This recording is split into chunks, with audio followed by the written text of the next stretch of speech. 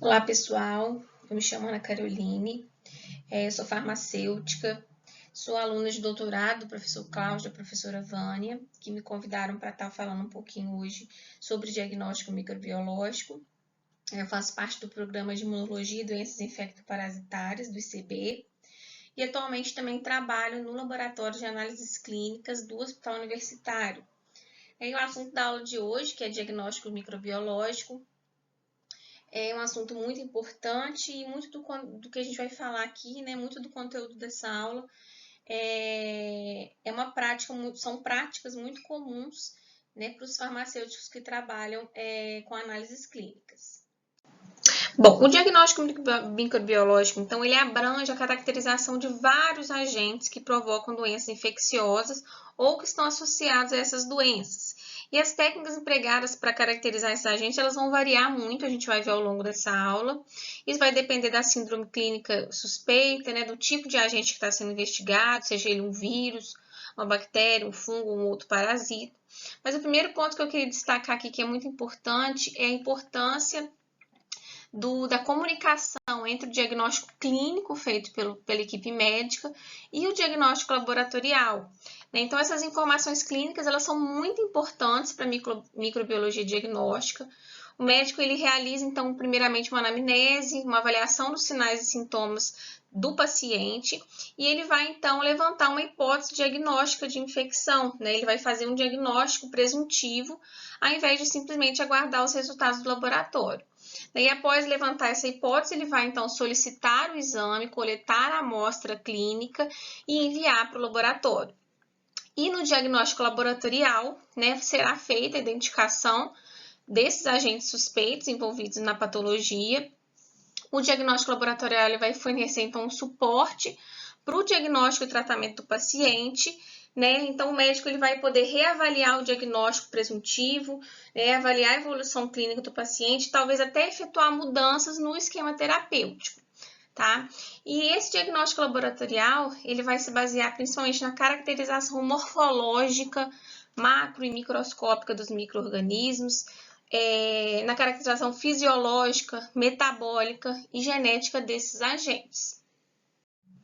O diagnóstico ele nos permite responder algumas questões, a respeito da patologia apresentada pelo paciente, como, por exemplo, acerca da origem dessa patologia, se trata-se de uma patologia causada por um micro-organismo endógeno, ou seja, um micro-organismo que faz parte da nossa microbiota, ou por um micro-organismo exógeno. Também nos dá informações a respeito da natureza, se é uma natureza infecciosa ou não infecciosa. E também nos fala a respeito da etiologia, se a gente está falando de uma infecção monomicrobiana, causada por um único micro-organismo, ou polimicrobiana, nos casos em que a infecção é causada por 2 ou mais agentes envolvidos. Então, como a gente falou, primeiramente o médico ele vai avaliar os sinais e sintomas do paciente e a partir dessa hipótese diagnóstica ele vai solicitar o exame e realizar a coleta do material adequado. A gente vai ver a importância da qualidade da amostra coletada, ela é diretamente relacionada ao estabelecimento de um diagnóstico correto. Então, dependendo da forma que essa amostra foi coletada, ela deve ser rejeitada pelo laboratório, E essa amostra clínica ela é coletada pelo próprio médico ou pela equipe de enfermagem e abrange uma diversidade enorme de espécimes clínicos, como sangue, urina, fezes, escarro, líquor, pus, secreção de ferimentos, fragmentos de ossos. Então, são uma diversidade de materiais que podem chegar no laboratório, são enviados diretamente para o laboratório para que seja feito o isolamento do patógeno suspeito. Existem diversos procedimentos e técnicas laboratoriais utilizados no diagnóstico de doenças infecciosas, sendo que a microscopia, que é a identificação morfológica e microscópica do agente numa amostra, e o cultivo são as mais comuns, Então, após o cultivo, que é o isolamento do micro-organismo em meios apropriados, a gente procede às provas de identificação e o ensaio de antibiograma, que a gente vai falar um pouco mais para frente. Também temos as técnicas de sorologia, que são técnicas baseadas na interação antígeno-anticorpo e que vai abranger uma série de métodos, como aglutinação, ELISA, floculação. Nós temos também a biologia molecular para auxiliar nesse diagnóstico, né? Como exemplo, aí nós temos a técnica de PCR, né, que consiste na amplificação de ácidos nucleicos do micro-organismo na amostra do paciente, e a técnica de hibridização também para a detecção de genes específicos do patógeno na amostra do paciente. Todas essas técnicas, então, vão possibilitar estabelecer um diagnóstico e conduzir o tratamento do paciente. O diagnóstico direto, ele consiste na pesquisa, então, da presença direta desses agentes causais dos processos infecciosos diretamente na amostra clínica. E como eu falei, a visualização microscópio e o cultivo são, em geral, as técnicas mais utilizadas para se realizar esse diagnóstico direto, porque são técnicas mais simples, elas requerem uma menor infraestrutura e também têm um menor custo. E além disso, também com o diagnóstico direto, a gente tem a detecção de antígenos específicos do patógeno e detecção do material genético desse patógeno a partir da amostra clínica, que são técnicas muito importantes, né, no caso da pesquisa de agentes não cultiváveis ou de agentes que estão em concentração muito baixa nas amostras clínicas. Nesse caso, a gente lança mão, então, de técnicas de biologia molecular e de técnicas sorológicas.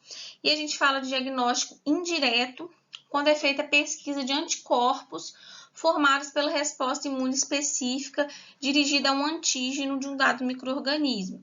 Nesse caso, né, esse tipo de diagnóstico possibilita, então, o estabelecimento de infecções crônicas ou de infecções agudas. Qualquer material clínico pode ser submetido à cultura, sendo que os principais que a gente costuma receber no laboratório são amostras de urina, amostras do trato respiratório superior e inferior, como escarro, aspirado, lavada pulmonar, amostras de líquor, de fezes, amostras de pele, de biópsias, secreções genitais, amostras de sangue. E como eu falei anteriormente, né, todo resultado, toda informação proveniente do serviço de microbiologia vai depender da qualidade da amostra clínica coletada. Então, uma coleta incorreta, um material insuficiente, contaminação desse material, um transporte incorreto, pode vir gerar falhas na recuperação do patógeno predominante ou do patógeno responsável pelo processo infeccioso, e esse diagnóstico incorreto ele pode ter consequências diretas, né, no curso do tratamento adequado ao paciente. Bom, as diretrizes, né, e os procedimentos padrões de coleta vão depender muito da suspeita clínica e do local de infecção. Mas, de uma forma geral, antes de realizar a coleta da amostra biológica, a gente deve instruir o paciente, explicar de forma clara, né, o procedimento que vai ser realizado. E sempre que possível, essa amostra deve ser coletada antes da antibiótico-terapia. É muito importante também a gente considerar a asepsia, tanto no local da coleta quanto dos materiais, né, para evitar a contaminação. Deve-se considerar também o local, né, onde o micro-organismo suspeito tem uma maior probabilidade de ser isolado. E é muito importante também considerar o estágio da doença na escolha desse material. Por exemplo, patógenos entéricos, causadores de diarreia, eles vão estar presentes em maior quantidade e são mais facilmente isolados durante a fase aguda ou diarreica do processo infeccioso intestinal. Né? Também a quantidade adequada vai ser muito importante de ser considerada, e o pedido do exame ele tem que conter dados essenciais, né? Dados importantes como a idade do paciente, a doença de base e a indicação do uso de antibióticos, que são informações que vão auxiliar, então, o laboratório nesse processo de diagnóstico. As amostras de urina são uma das amostras mais comuns que a gente recebe no laboratório. E esse material ele é processado para investigar, então, infecções do trato urinário. Normalmente, esse exame de cultura de urina é chamado urocultura. A coleta, preferencialmente, deve ser feita com a primeira urina da manhã. Caso não seja possível, o paciente ele deve, né, reter a urina durante pelo menos 2 a 3 horas antes da coleta. Né? Também deve ser feita uma higiene prévia da região genital e deve ser coletada a urina de jato médio. E nos casos do processamento dessa amostra, o volume ideal para se trabalhar com a cultura, com o isolamento, é o volume de 2 ml. De uma forma geral, tanto no caso dos homens e das mulheres, deve ser feita então essa higiene prévia da região genital, né? No caso das mulheres, o afastamento dos grandes lábios e no caso dos homens, a exposição da glande é importante para que evite ao máximo contaminação da amostra. Depois deve ser feita então a lavagem da região genital com água e sabão, né? O enxágue abundante, a secagem e sem a interrupção da micção, pegar o frasco coletor e coletar o jato médio da urina. Posteriormente, a coleta, esse material então ele deve ser bem vedado, bem fechado, encaminhado o mais rápido possível para o laboratório. No caso das crianças, a coleta ela é feita através desses saquinhos coletores de urina. Nessa parte amarelinha, esse saquinho ele possui uma cola para fixar na região genital da criança, de tal forma que tanto as meninas quanto os meninos, quando urinarem, essa amostra de urina ela cai diretamente no saquinho coletor, que posteriormente será enviado, então, ao laboratório.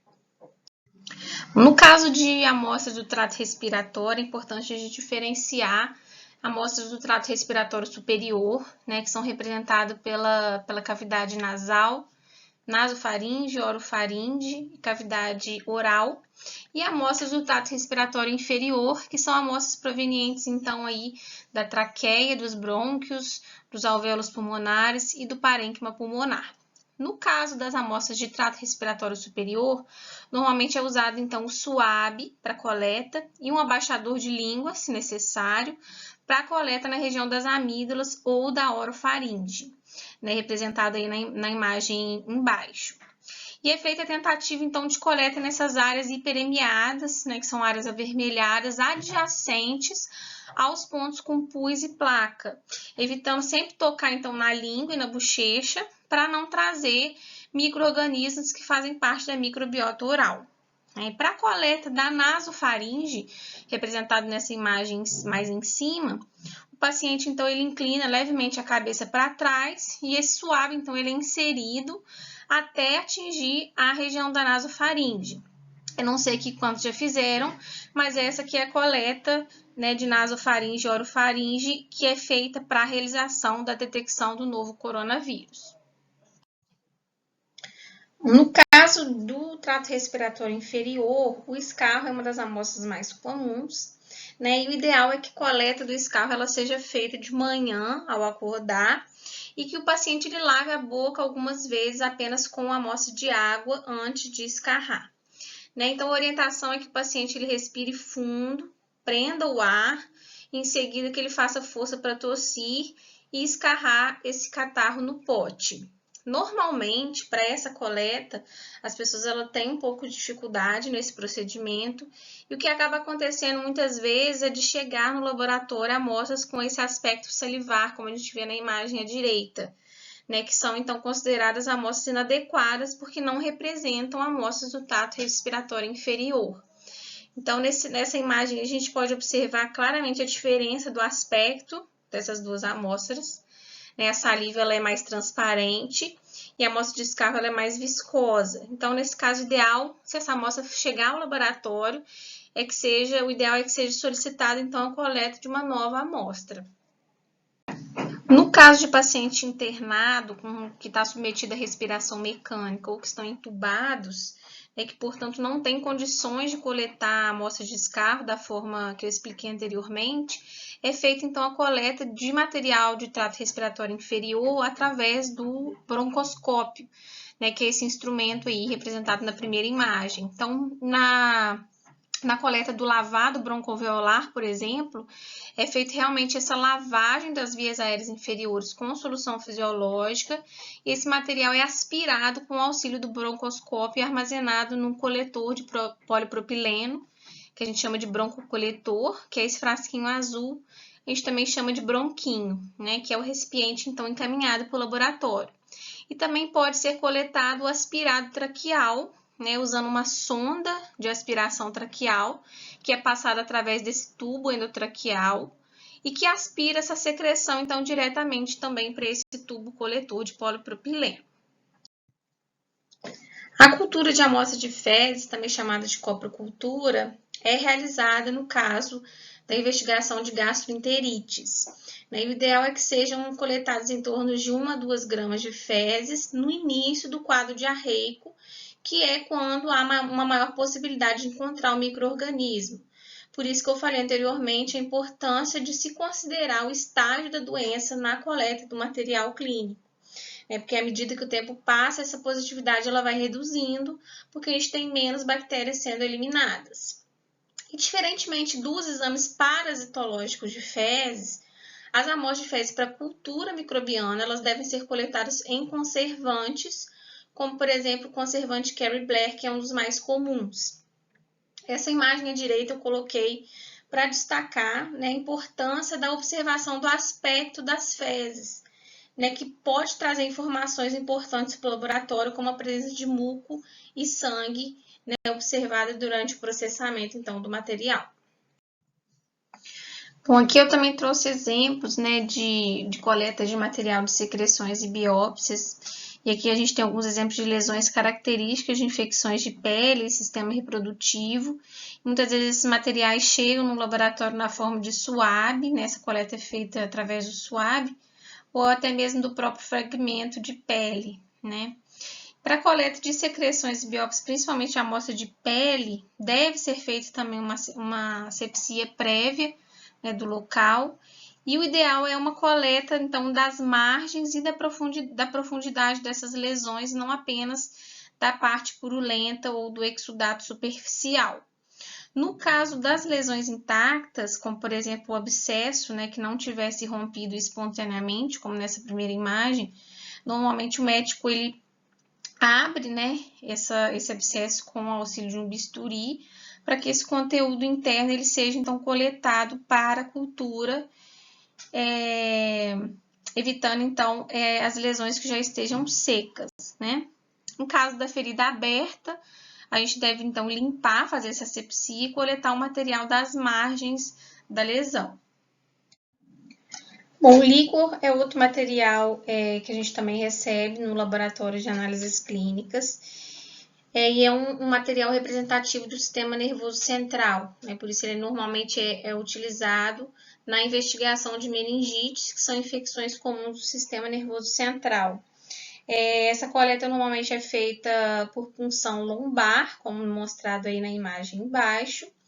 E o aspecto desse material, do líquor, normalmente é um aspecto parecido com a água, é um líquido transparente e límpido. E qualquer alteração observada, como a turbidez ou alteração de cor, vão ser informações importantes para o laboratório, podendo indicar até mesmo uma punção feita de forma incorreta. Para a investigação de bacteremias e septicemias, é feita a coleta de sangue por punção venosa. Nesse caso, a asepsia correta do local na punção deve ser bastante rigorosa, então a gente usa álcool, além do álcool a clorexidina ou álcool iodado, para evitar de acontecer de uma hemocultura positivar devido à contaminação por micro-organismo presente na microbiota da pele, atrapalhando então o diagnóstico. Esses frascos aí da imagem são usados para coleta, eles possuem um anticoagulante para possibilitar a cultura desse material. E podem ser usados, então, frascos de hemocultura automatizados, como esse aí da esquerda, da imagem da esquerda, que são, então, incubados em aparelhos que vão acompanhar se houve ou não crescimento de micro-organismos, ou nos frascos de hemocultura manual, que são esses aí da direita, do canto superior. Nesse caso, então, é feita a abertura desse frasco e o cultivo manual da amostra para o acompanhamento do crescimento ou não do micro-organismo. Bom, depois que esse material clínico é coletado e entregue ao laboratório, então a gente vai realizar a técnica de microscopia, que vai nos permitir, então, detectar a presença de micro-organismos diretamente dessas amostras clínicas. Então, primeiramente é preparado um esfregaço em lâmina e, posteriormente, esse esfregaço passa pelo processo de coloração, sendo as duas técnicas mais comuns e rotineiras as técnicas de coloração de Gram e de Ziehl-Neelsen. E a visualização no microscópio, além de permitir a detecção do micro-organismo, também vai permitir uma avaliação da qualidade da amostra e do esfregaço que foi confeccionado e a visualização também de leucócitos e células epiteliais, que é um dado importante também no diagnóstico. A técnica de Gram, né, de coloração de Gram, ela é baseada na característica de parede celular e vai permitir, então, a diferenciação entre bactérias gram-positivas e negativas.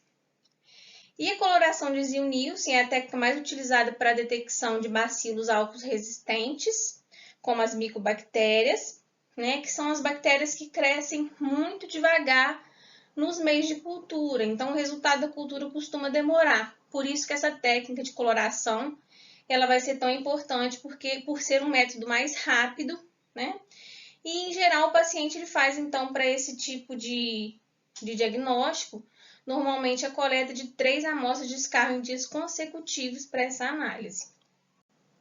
Bom, aqui eu vou mostrar um pouquinho, né, alguns exemplos de lâminas de material clínico corados, então, pela técnica de Gram. E a gente vai ver que, num primeiro momento, essa visualização da lâmina já nos dá sugestões e suspeitas a respeito do quadro clínico do paciente. Então, por exemplo, na figura número 1, a gente tem uma amostra de escarro, e a gente pode visualizar uma célula epitelial toda colonizada por bactérias gram-positivas. Na segunda imagem, a gente consegue visualizar também bactérias gram-positivas, né, um fundo cheio de leucócitos, né, de células polimorfonucleares. Na figura número 3, a gente pode observar, né, por coloração de Gram, de um exudato purulento, né, uma lâmina cheia de cocos gram-positivos, dispostos em pequenos grupos, né, aglomerados, que é bem característico de espécies de Staphylococcus. E na figura número 4, a gente observa a preparação com coloração de Gram de um esfregaço direto de sedimento de urina, obtido de um paciente com cistite.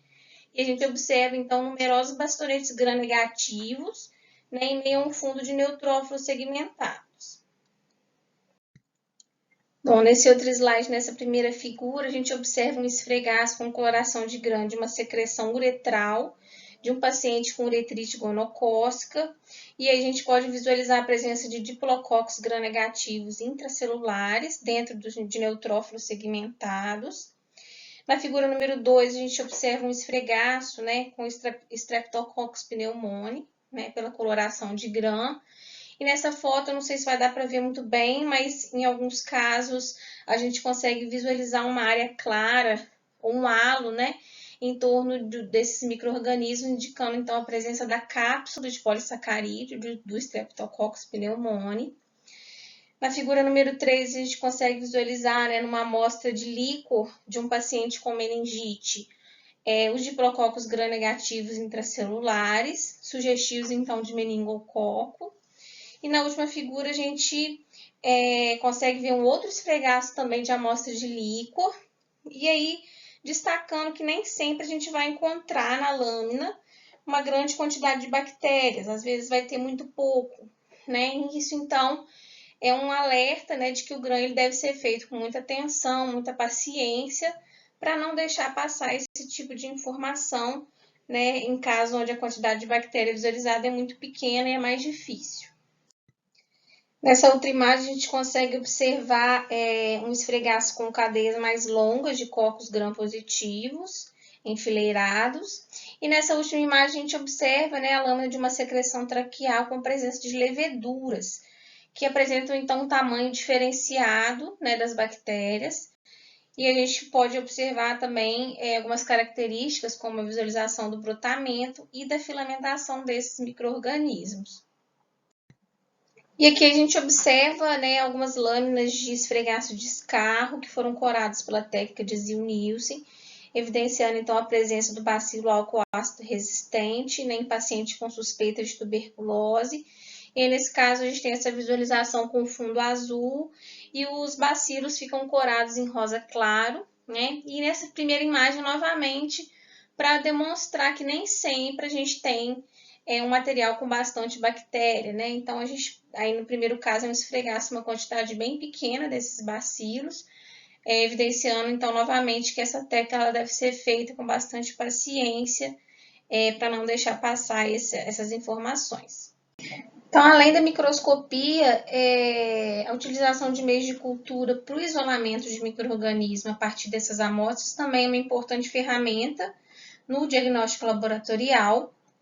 E os meios utilizados vão depender do tipo de material, mas de forma geral a gente pode utilizar, por exemplo, meios seletivos, que vão favorecer o crescimento de determinados micro-organismos, enquanto inibe o crescimento de outros, devido à adição de agentes inibitórios. Nós temos também meios diferenciais, que são meios especializados, que permitem a identificação de organismo com base em seu aspecto, frequentemente baseado em colorações distintas, né, quando cultivados nesses meios. Nós temos também os meios enriquecidos, que vão conter fatores de crescimento específicos, otimizando então o crescimento de determinados organismos fastidiosos. E os caldos também, eles vão permitir recuperar micro-organismos dos materiais clínicos. Então, como eu comentei, os meios utilizados vão depender, né, e vão variar de acordo com o material clínico. Né, de forma geral, nessa tabela a gente consegue ver os meios de cultura para semeadura de um dos principais materiais clínicos. Né? Então, aí, por exemplo, a urina, a gente costuma usar o agar brolacin. Para a coprocultura, a gente utiliza a agar macon, que é a agar SS, né, que é o Salmonella shigella. Para amostras de escarro, normalmente usa-se o agar sangue, o agar maconque. De qualquer forma, também esses meios empregados podem ser alterados conforme a suspeita clínica. Então, depois do cultivo e do crescimento de colônias nesses meios de cultivo, a gente procede, de fato, à identificação desse micro-organismo. Né? E a própria caracterização dessas colônias crescidas já são formas iniciais de identificação desses micro-organismos.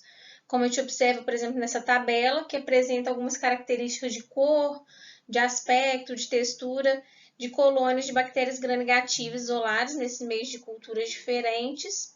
E, além disso, algumas reações que vão acontecer em determinados meios de cultura após o crescimento, como a viragem de cor, né, a presença de pigmentos ou de hemólise do meio, a presença de odor característico, também vão contribuir para essa identificação.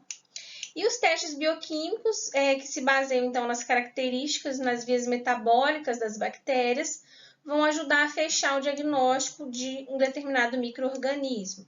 Esses testes bioquímicos eles podem ser feitos de forma manual, semi-automatizada ou automatizada, como a gente vai ver mais para frente. Como eu disse anteriormente, então essa identificação inicial ela é feita com a viragem de cor de alguns meios de cultura após o crescimento de algumas colônias, que vai depender então do uso ou não de algum substrato presente nesses meios. Então, por exemplo, na primeira imagem lá em cima, a gente tem casos de bactérias que fermentam a lactose, né, onde o meio maconque fica nessa coloração rosa, e as que não fermentam viram o meio para essa cor mais pálida, amarelada. Na segunda imagem, a gente tem bactérias que não utilizam manitol e deixam o meio com a cor rosa, e as que fermentam o manitol viram o meio para essa cor amarelada, permitindo, por exemplo, a diferenciação de Staphylococcus epidermidis e Staphylococcus aureus. E no caso, a gente também tem padrões de hemólise no meio, que também sugerem alguns grupos microbianos específicos. No caso da beta-hemólise, que é uma hemólise total, a gente tem a presença de um halo transparente ao redor das colônias. Quando a gente tem o padrão alfa-hemolítico, que é uma hemólise parcial, há a produção de um halo mais esverdeado em torno das colônias, como nessa última figura. E ainda a gente tem, né, casos em que não há hemólise, portanto não há alteração no meio, se tratando então de uma gama-hemólise. Como eu havia comentado também, a presença de pigmentos já vai sugerir determinados grupos microbianos. A presença também de odores característicos, como exemplo a gente tem a Pseudomonas, que tem um cheiro característico mais frutado, típico de uva, né? O aspecto da colônia, né? Se é um aspecto mais mucoide, mais molhado, ou se é um aspecto mais seco, também pode nos sugerir de qual micro-organismo se trata. Por exemplo, na última figura a gente tem essa colônia, né, mais mucoide, com aspecto mais mucoide típico da Klebsiella. Né, e nessa segunda imagem também a gente tem um crescimento característico do grupo Proteus, que apresenta esse véu típico, né, que é um crescimento por espalhamento na placa. Depois dessa característica macroscópica de crescimento observada, esse micro-organismo, então, vai passar pelas provas bioquímicas, que nos traz informações, então, sobre as vias metabólicas e vão ajudar a fechar um diagnóstico. Então, no caso dos micro-organismos gram-negativos, né, dos bacilos gram-negativos, normalmente a gente tem algumas provas principais. Então, nós temos meios para avaliar a fermentação dos açúcares, principalmente a lactose, sacarose e glicose. Se houver fermentação, o meio vira para amarelo, e se não houver, ele permanece num tom de rosa. A gente pode avaliar também a utilização do citrato como fonte única de carbono. Se o meio virar, ele fica azul, e se não virar, ele permanece verde. A gente pode avaliar também a produção do indol, a presença de motilidade. E para a identificação dos cocos gram-positivos são utilizadas outras baterias de provas bioquímicas, como no caso a prova da coagulase e catalase principalmente. Então essas provas elas vão depender do grupo microbiano que está sendo estudado. E hoje a gente tem disponível também um meio que a gente chama de meio IAL ou RUGAI, né, que apresenta várias dessas provas no mesmo tubo, como a gente vê então nessa primeira imagem, né, a representação desse tubo com várias provas, como a produção de indol, prova de fermentação, motilidade, produção de gás. E nesse caso também se tratam de baterias de provas usadas para bactérias gram-negativas. Então a gente não usa esse meio para cocos gram-positivos. E nessa segunda imagem a gente vê então um painel, né, com um exemplo de vários grupos microbianos, de como que eles viram nesse meio. E acaba que cada um desse grupo fica com um padrão de cor bastante característico, ajudando na identificação final do micro-organismo. Essas provas bioquímicas de identificação também podem ser feitas no processo semi-automatizado, né? Então, nesse caso, são utilizadas essas racks, né, essas placas, onde cada um desses pocinhos contém uma prova bioquímica. E aí, no caso, um programa de computador auxilia na leitura dessa identificação, indicando o micro-organismo mais provável. Bom, então, primeiramente, vai ser preparado um inóculo a partir da colônia que a gente deseja identificar. Esse inóculo ele segue uma escala de turbidez. Esse inóculo, então, ele vai ser aplicado nos poços destinados à amostra, né? Esse poço vai ser selado. Então, esse painel ele é homogeneizado de tal forma que esse inóculo entre em contato com os poços contendo os reagentes dos testes bioquímicos. Posteriormente, esse painel ele, então, vai ser incubado, né, em estufa, em temperatura e tempo apropriado, e após esse tempo de incubação vai ser feita a leitura, né? Se necessário, aplicar os outros reagentes para que complete, né, as reações bioquímicas, e vai ser feita a leitura então baseado num painel de referência, né, de cores. Esses resultados então eles vão sendo anotados manualmente, né, os que deram positivo, negativo, e depois com o auxílio de um programa esses resultados vão ser jogados no programa e esse programa vai dar a probabilidade, né, de qual micro-organismo se trata em questão. E a gente também tem disponíveis esses painéis para realização de testes bioquímicos diretamente a partir das amostras biológicas, que permite a identificação dos principais grupos associados a esses sítios de infecção nessas amostras. Então, nós temos aí, né, racks e painéis para teste realizado direto de amostra de urina, de secreções genitais e outras secreções e de fezes. Então, aí à direita a gente tem o exemplo desse painel, né, que permite, né, esses testes bioquímicos realizados pela inoculação direta de amostra de fezes e que permite a identificação de vários enteropatógenos e também bactérias intestinais não patogênicas. Para essa identificação, a gente também tem o processo de automação total, e o Viter, que é um dos principais equipamentos utilizados, né, um dos mais comuns nos laboratórios de análises clínicas. E esse equipamento ele tem, né, os cards, que são esses cartões aí da imagem, para identificação, e cada poço desse cartão possui uma prova bioquímica também. E além disso, também possui um card para fazer o antibiograma dessa bactéria.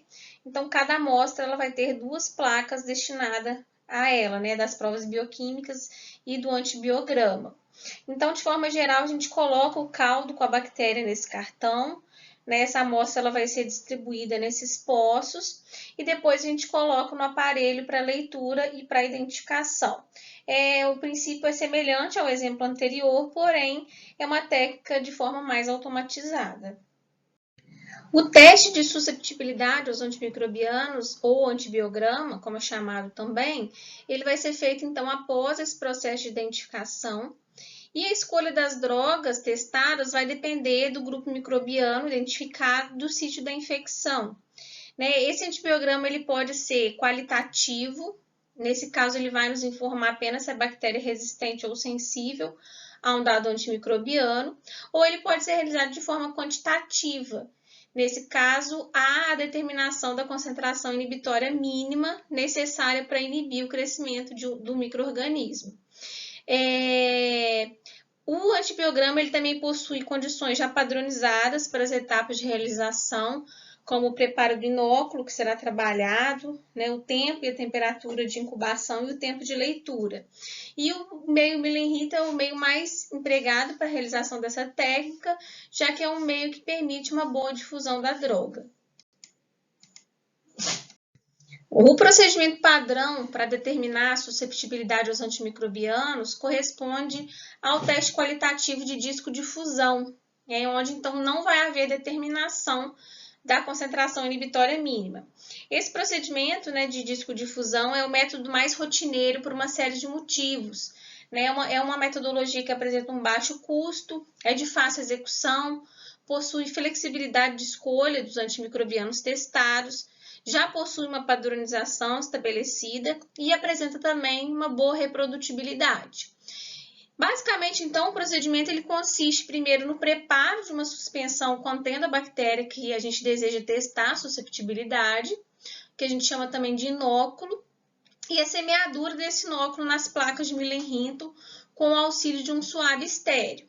Posteriormente a essa semeadura, os discos de antibiótico, então, vão ser aplicados no meio. Esses discos eles contêm esses antimicrobianos impregnados em concentrações já padronizadas e pré-estabelecidas.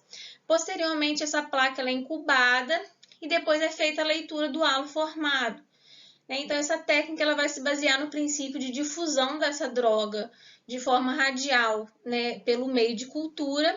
E esse halo formado ao redor do disco vai indicar a zona de inibição do crescimento microbiano. Essa zona de inibição ela vai ser então medida e comparada com uma tabela. Essa tabela ela vai apresentar os tamanhos da zona de inibição para vários grupos de antibióticos, e esses diâmetros dos halos vão ser interpretados em termos de categoria de sensibilidade com base no tamanho do halo. Já os testes quantitativos, eles vão então permitir a determinação da concentração inibitória mínima. Como exemplo, a gente tem o E-teste, que é essa primeira figura aí de cima, que é uma fitinha impregnada também com antibiótico em concentrações crescentes. Então, à medida que a gente percorre a extensão da fita, essa concentração ela vai aumentando. E essa fita ela também vai gerar uma zona de inibição, porém em formato de gota. E aonde esse halo tocar na fita, vai ser determinada então a concentração inibitória mínima. Dá para fazer esse teste com várias drogas, como a gente vê na figura mais à direita, só que no caso essa fita ela é mais cara, então é um método mais custoso e por isso é um método usado apenas em casos mais específicos. Para a determinação da concentração inibitória mínima, a gente também pode fazer ensaios de diluição seriada do antibiótico, seja em tubos de cultura, no caso da macrodiluição, ou seja em poços de placa, no caso da microdiluição, onde então vai ser inoculado uma quantidade padronizada, uma quantidade padrão de micro-organismo, e o crescimento na presença de cada concentração vai ser observado medindo a turvação. Então, nesse caso, a sensibilidade ao antibiótico é normalmente expressa como a maior diluição, ou seja, a menor concentração de antibiótico capaz de inibir completamente o crescimento da bactéria. E isso vai definir a concentração inibitória mínima. E, além disso, também o TSA quantitativo ele pode ser realizado de forma totalmente automatizada, como através do aparelho Vitek que a gente falou anteriormente.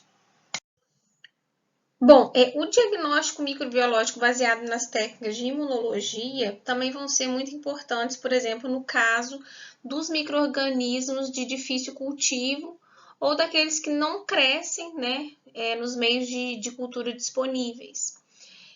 O princípio dessas técnicas de sorologia, então, estão baseados na interação antígeno-anticorpo e na observação de que micro-organismos de uma mesma espécie podem expressar diferentes determinantes antigênicos na superfície.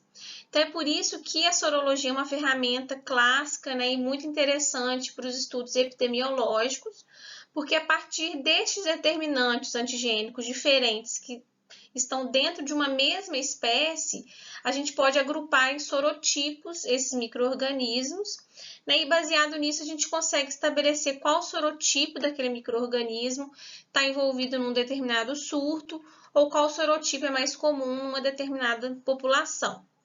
E a gente sabe que existem variadas estruturas na superfície que apresentam propriedades antigênicas, como os lipopolissacarídeos, os polissacarídeos de cápsula, as proteínas de membrana e organelas extracelulares, como os flagelos e as fímbrias.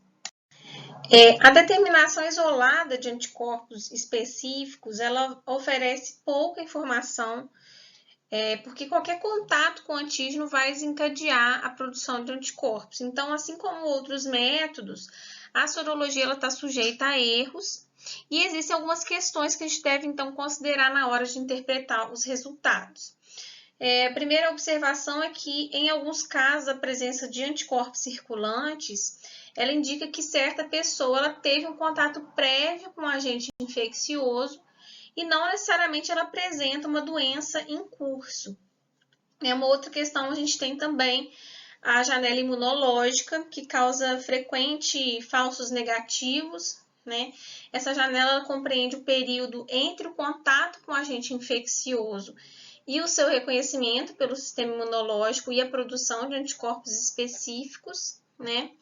As reações cruzadas também elas podem ser causas, né, de falsos positivos e acontecem quando a gente tem estruturas antigênicas semelhantes que favorecem o reconhecimento inespecífico de antígenos. E no caso de pacientes também que passam por uma imunossupressão, isso pode induzir uma queda ou uma inibição da resposta imune específica e impedir a detecção de anticorpos mesmo durante uma doença infecciosa.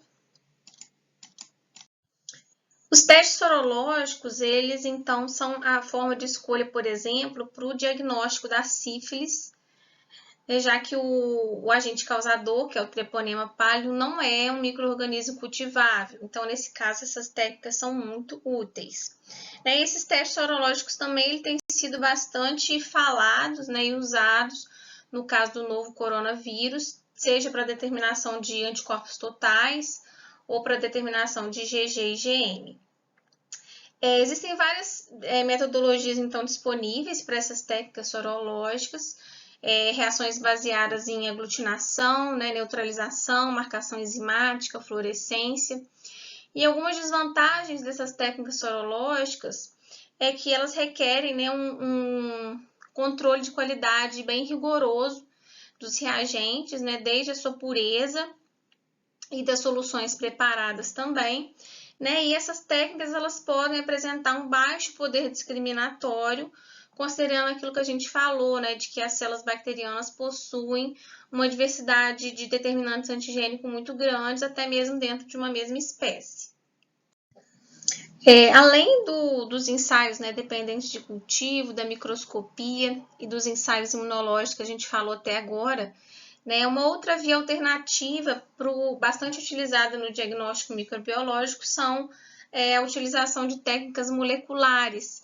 Né, esses ensaios moleculares eles podem então ser utilizados diretamente a partir da amostra biológica, né, coletada do paciente com suspeita de doença infecciosa, ou podem ser aplicadas também nos micro-organismos isolados, né, no meio de cultivo previamente, auxiliando também na identificação. Então, só relembrando o conceito, né, de biologia molecular, primeiramente, né, que é o estudo dos organismos a nível molecular, né? Então, com um foco especial no estudo da estrutura e da função do material genético, seja ele RNA ou DNA. Né? E o diagnóstico molecular, então, ele vai se basear em técnicas bastante conhecidas da biologia molecular, né, da área de biologia molecular, como a PCR, que é a reação de cadeia em polimerase, e as suas variações, né, existem várias variações dessa técnica, que vão visar, então, a investigação de alvos de interesse a partir da análise do material genético, seja ele DNA ou RNA, como eu falei. Então, essas técnicas elas vão permitir a detecção e a amplificação de ácidos nucleicos e determinar se existe material genético de um organismo particular numa amostra biológica. As técnicas de diagnóstico molecular, elas são mais caras quando comparadas às técnicas convencionais. Então, a aplicabilidade dessas técnicas na prática clínica deve passar por uma análise de viabilidade, né? Deve ser avaliado o custo-benefício da utilização dessas técnicas para o diagnóstico. E essa decisão para um diagnóstico molecular deve levar em consideração, principalmente, o impacto dessa nova técnica na prática clínica e a economia de gastos associados à intervenção e os benefícios para o próprio paciente. Então, a gente sabe que reconhecidamente essas técnicas, elas apresentam uma ótima sensibilidade, uma rapidez, né? No caso, a detecção rápida de bactérias multiresistentes pode resultar, por exemplo, no isolamento mais rápido do paciente, numa terapia mais apropriada. Além disso, né, são metodologias que geram conhecimento epidemiológico e também auxiliam no diagnóstico de micro-organismos de difícil cultivo ou aqueles micro-organismos que não crescem nos meios de cultura, né? Em contrapartida, apresenta algumas desvantagens, né? Como o custo elevado que eu falei. E além disso, essas técnicas moleculares, elas não vão nos trazer informações sobre a viabilidade do micro-organismo, né? Porque a presença do material genético não quer dizer necessariamente que o micro-organismo está ou não viável. E a gente sabe que com o advento, né, da pandemia pelo novo coronavírus, essas metodologias de biologia molecular, como a PCR, né, elas se tornaram mais conhecidas até mesmo para quem nunca tinha ouvido falar, né, e tem ganhado cada vez mais espaço no ambiente laboratorial de diagnóstico, e a tendência é que isso cresça cada vez mais.